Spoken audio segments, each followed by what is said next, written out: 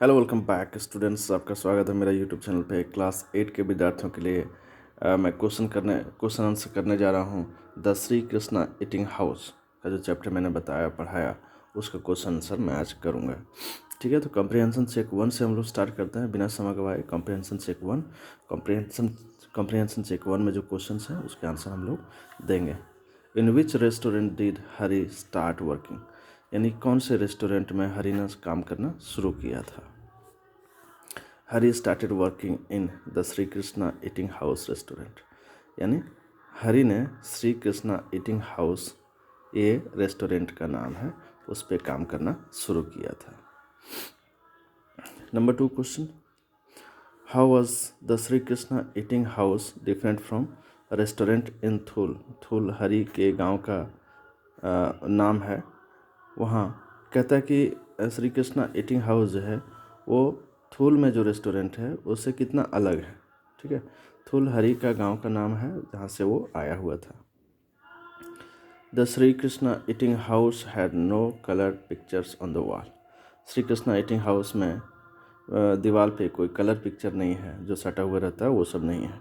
The ceiling was thick with cobwebs, और ceiling जो छत था उसमें कबवेब्स था, यानी मकड़जाल था काफ़ी लगा हुआ। The floor and wooden tables were all black too, और जो नीचे फर्श और जो लकड़ी के बने हुए टेबल्स थे वो काफ़ी काले हो चुके थे। But the restaurant of Thul had cafes that were pleasanter, लेकिन रेस्टोरेंट जो थूल में जो रेस्टोरेंट थे वो वहाँ कैफ़े थे जो कि काफ़ी प्लेजेंटर थे, मैंने बहुत अच्छे लग रहे थे देखने में। ठीक है, तो ये क्वेश्चन आंसर हो गया 2 के। Number 3, what was Hari's daily wages at the restaurant.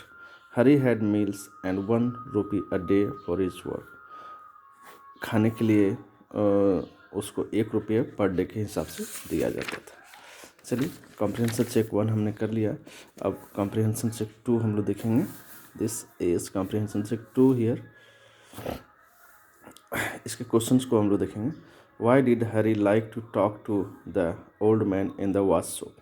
जब वो वॉच शॉप में गया तो उस वहाँ जो काम कर रहे थे, जो घड़ी बनाने वाले लोग थे, उससे क्यों बात करना पसंद कर रहे थे।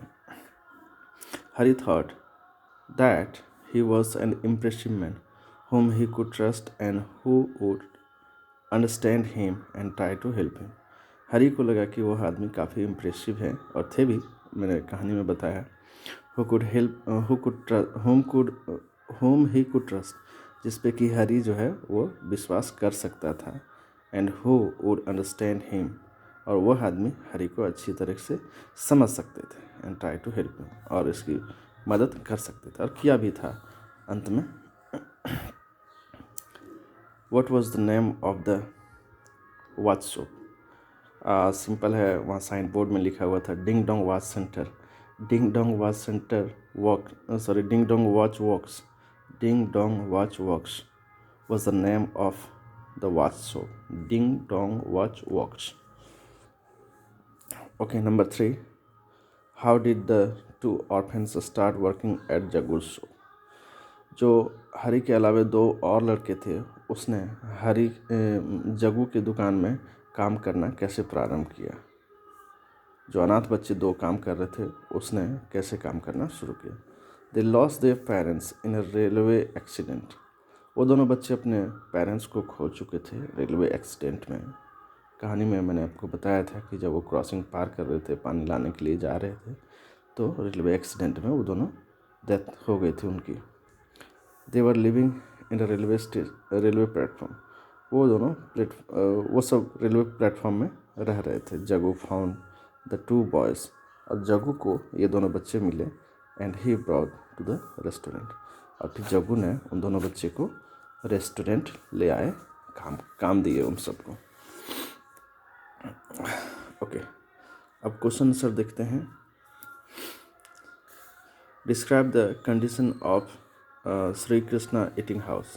श्री कृष्णा ईटिंग हाउस का जो कंडीशन है वो कैसा था। The restaurant was the meanest and shabbiest. It didn't have colour picture on the wall. मैंने पहले ही बताया कि रेस्टोरेंट काफ़ी पुराना लग रहा था और उस पर कोई भी कलर पिक्चर दीवार पे लटके नहीं थे। The ceiling was thick with cobwebs, और सीलिंग जो था वो मकड़ जाल से भरा हुआ। The floor and wooden tables were black, जो फर्श थे और वुडन टेबल थे वो काफ़ी काले हो चुके थे। Okay, number 2, what kind of people come to eat at the Shri Krishna eating house, why did they come to the particular restaurant. यहाँ क्वेश्चन कह रहे हैं कि किस तरह के लोग श्री कृष्णा ईटिंग हाउस में खाने के लिए आते हैं और वो क्यों आते हैं उस पर्टिकुलर रेस्टोरेंट में। तो इसके आंसर हो जाएंगे, it was the cheapest restaurant anyone can find in Bombay. उसमें वो काफ़ी चीपेस्ट यानी काफ़ी सस्ता रेस्टोरेंट था जिसको कि बॉम्बे में कहीं भी कोई भी खोज सकता था।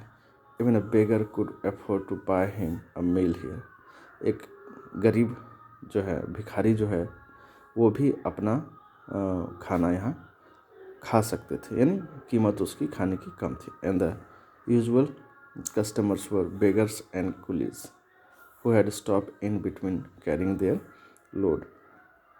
और जो यूजुअल कस्टमर्स थे वो थे बेगर और कुली, जो कि अपने सामान ढोने के क्रम में रुका करते थे और खाना खाते थे।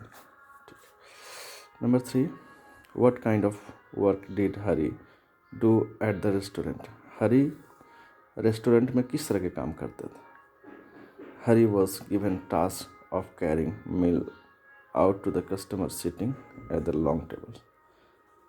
जो कस्टमर बैठे हुए रहते थे टेबल पे, लंबी टेबल पे, उसको खाना सर्व करना, खाना परोसना, खाना ले जाके पहुंचाना, ये हरी का काम था। हरी को ये काम दिया गया था। ठीक, वो आगे बढ़ते हैं और नेक्स्ट जो क्वेश्चन है उसको हम लोग देखते हैं। Why didn't the two boys in the kitchen speak to Hari?